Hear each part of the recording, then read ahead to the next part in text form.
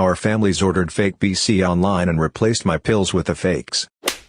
Parents who regret having kids, what do you wish you had known before? This dilemma destroyed my relationship with what I considered to be the one. She wanted kids, I didn't. I decided to break up with her. It's better than regretting having kids, but the last time I felt genuinely happy was 3 years ago, and that also sucks a lot. For anyone now childless and is on the fence about having kids, if you have doubts, having kids is not for you. I have 3 kids. I've always wanted kids. I love my kids dearly and wouldn't change a thing. But they are a ton of work and as exhausting as you could ever imagine. Parenting sucks the life out of you. But it's also amazing and rewarding. In my opinion, you should only have them if you know for certain that you really, really want them. For me, I was told so many times that being a parent is so rewarding and fulfilling, but it isn't. Don't get me wrong, I love my kids, but my entire life is packed with stress and misery at their antics. They do not respect me and aren't afraid of my attempted discipline. Sometimes my husband regretted it. He felt like he lost me in the process, as our baby took up all of my, and his, time and energy. Our baby is now a toddler, and they've bonded. He sees the benefits now, but if you would have asked him a year ago, he would have told you it feels like a life sentence. My only regret about having kids is that I wasn't mature enough to handle the type of responsibility. When my first came, I was determined that I can handle whatever comes our way. I was wrong. I was selfish and stressed my wife out a lot. I didn't want to spend any time with anyone else besides myself and became an alcoholic. I was really sad all the time, and was feeling a lot of negative emotions about my social group, my plans for the future. Everything seemed to be out of reach. My wife and I argued a lot, but always worked things out for the sake that neither of us wanted our children in a separated family. When the second one came, I had stopped drinking as much, and spent a lot of time working and saving money. I missed a lot of the milestones for both my children. It made me feel like I was alone, and I felt like a terrible father, and felt a distance growing in my relationship with my wife. At some points I deeply resented the 3 of them, and I thought about leaving on more than one occasion for various situations we were in. I eventually hit a point where I felt my soul being crushed, and I figured, it's fine, whatever, I can be miserable as long as they're happy. And I stayed that way for a good 2 years. Gradually I started to bond with my kids again, and just stuck around for them. Then I started bonding with my wife again. Now our family is functioning on all fronts. It took 6 years for me to grow up and become a better father and husband. I regret that it took so long, and feel ashamed of how I screwed up at the beginning. My first doesn't like me as much as my second, and my relationship with my wife is nothing like it was before having kids. I wish I had known how kids not only change your perspective, they also change your future, and the relationships you have with others. If you try to fight it, you will lose in one way or another. Selfishness is a quality which only makes parenting harder than it has to be. My father-in-law is like 46 and he knocked up a 29-year-old. She just stopped taking birth control and didn't tell him. She got pregnant again and they aren't married. They have been together for like 5 years. He's so fake happy it hurts. You can see him dying inside every day. The chick he's with is beyond immature and spends money like it's growing on trees. So yeah, having children with the wrong person sucks. Having children with the right person is amazing. I have a son who's 6 now and my wife and I decide one and done. I got snipped to make sure it never happens again. My father-in-law is too scared to get snipped. I don't regret it, but if I'd known what I know now, I may not have done it. I wish I'd know that it's never over. You get through the hard preschool years, the hard teenage years, and then spend the rest of your life being anxious and sad and worried about the choices your grown children make and whether or not to bail them out this time.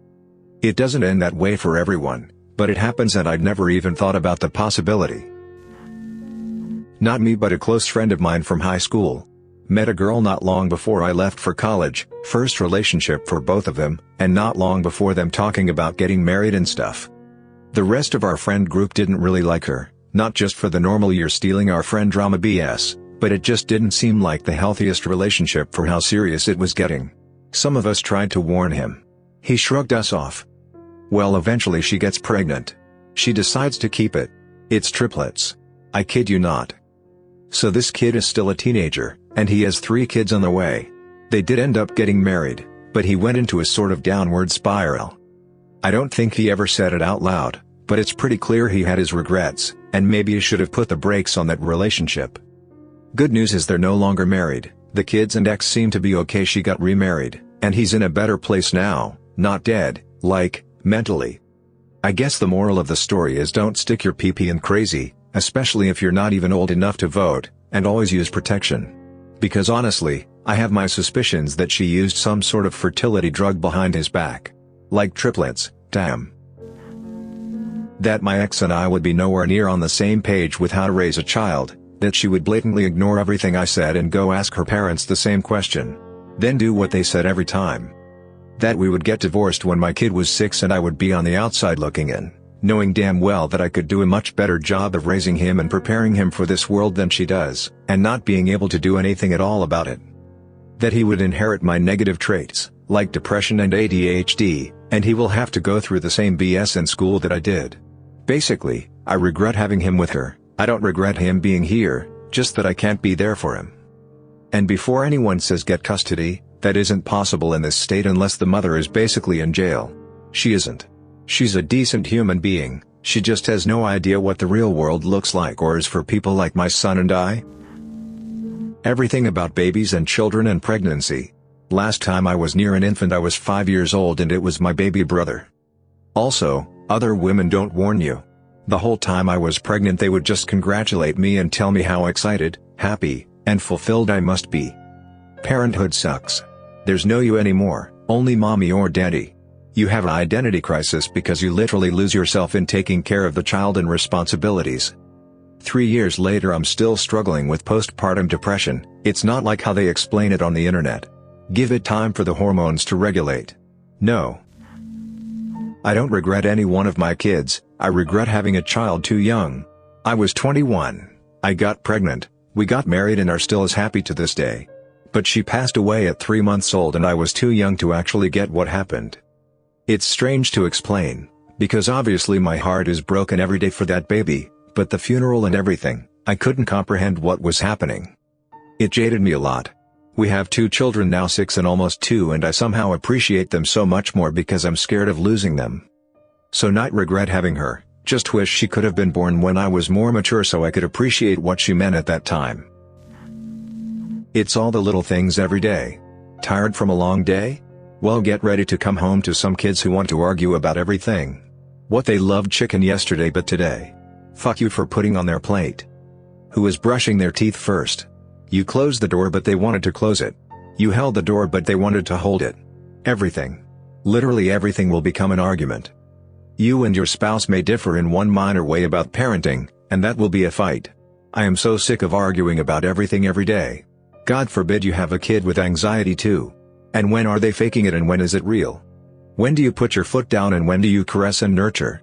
Then they get into school and there is a school shooting warning. And you have to act like the world we live in is okay. Tell them that life isn't so bad. They need to go to school. Then you get some a-hole that's like we live where my kid I'd slap him. What the hell? They have no control of their emotions. No control of their thoughts. And no control of their willpower. Being a parent sucks. Oh, and if they are sick, which parent will need to take off work to be with them? And when they get some random ailment, how will you pay to take care of them? Sorry, a ton on my mind lately. I always wonder about this during abortion debates. When the nice clean Christian lady says that people regret their abortions, I immediately wonder how many parents regret not having that abortion.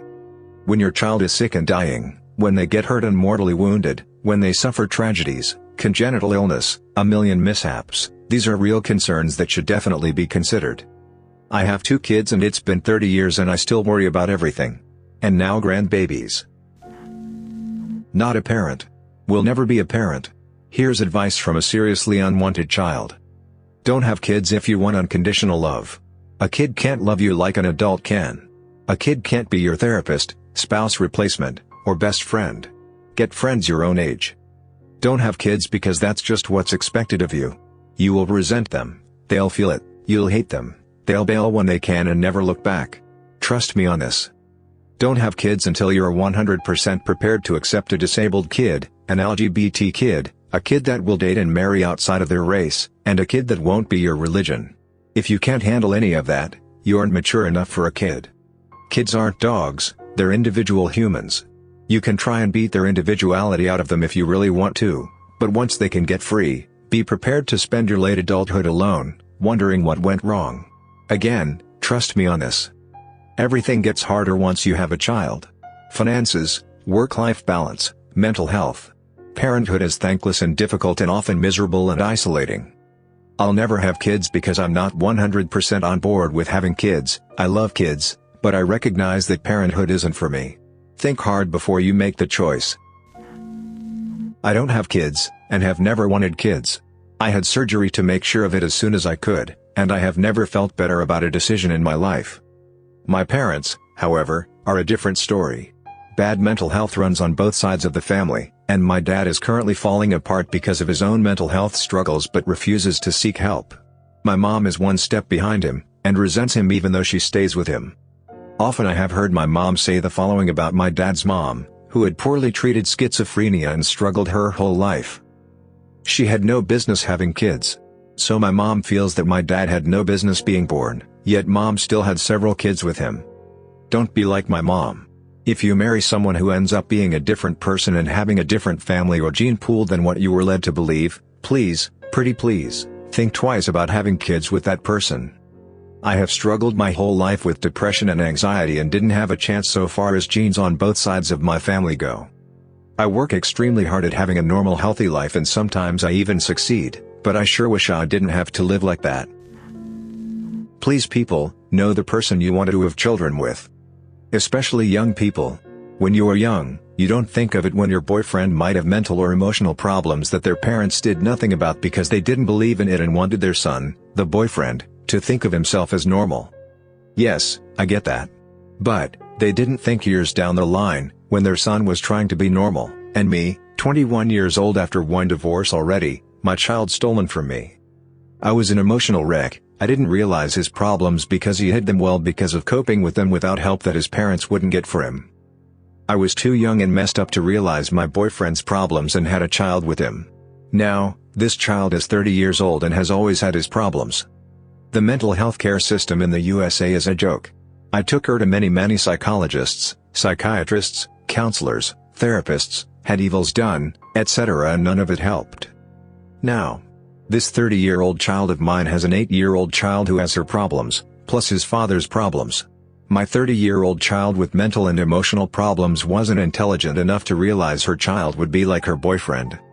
Now I am stuck with raising her child, who has double the problems. Me and my husband are horribly struggling with him, because she's not emotionally, mentally, intelligent enough to raise him. I always knew from a young age that I didn't want children. My family is all very strict Catholic Hispanics and basically picked who I was going to marry from a young age. Fortunately I liked the guy, so we did end up married at 19. I was very honest about not wanting kids. He was okay with that. Our families were not. I ended up pregnant even though I was taking birth control, more on that in a minute. Didn't notice the missed periods because the type of birth control I took let you skip periods.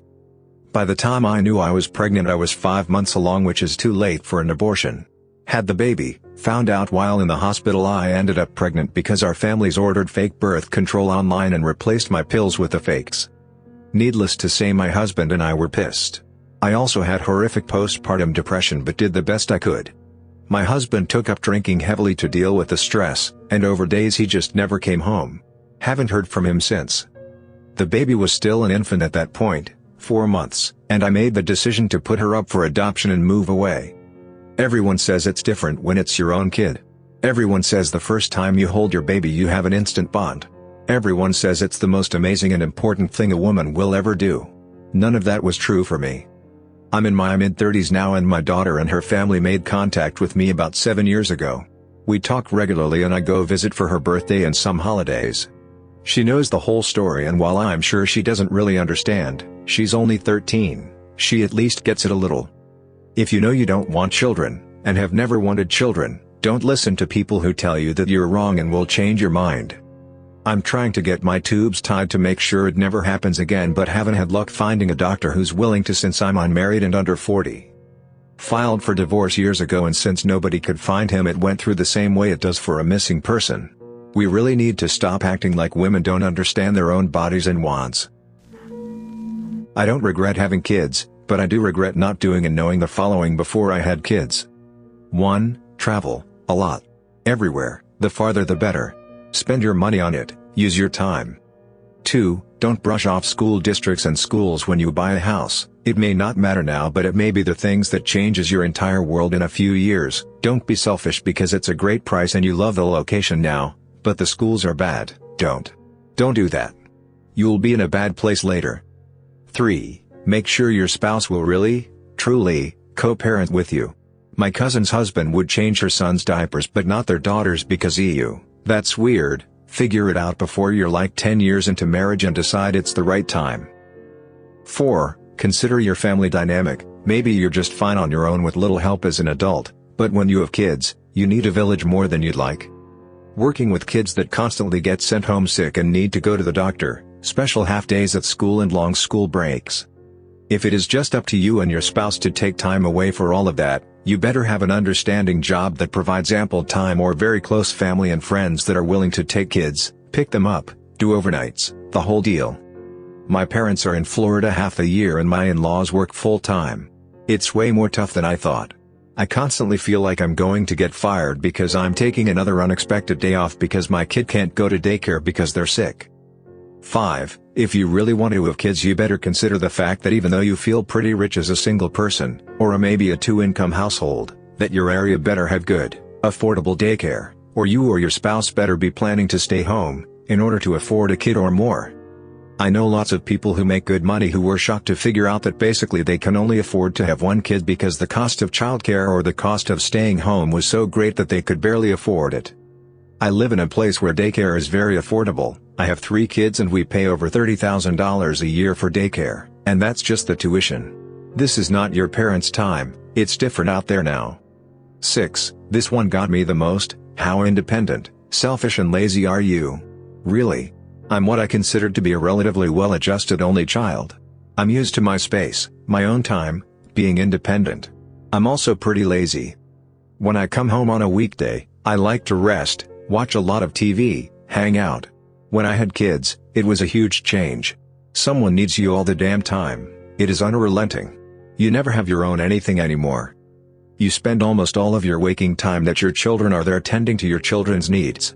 You beat yourself up for not being good enough at it, for being pissed about how miserable it is sometimes. For hating it. You will hate it sometimes. You need to very seriously consider your stamina for caring for others and putting everyone else before yourself.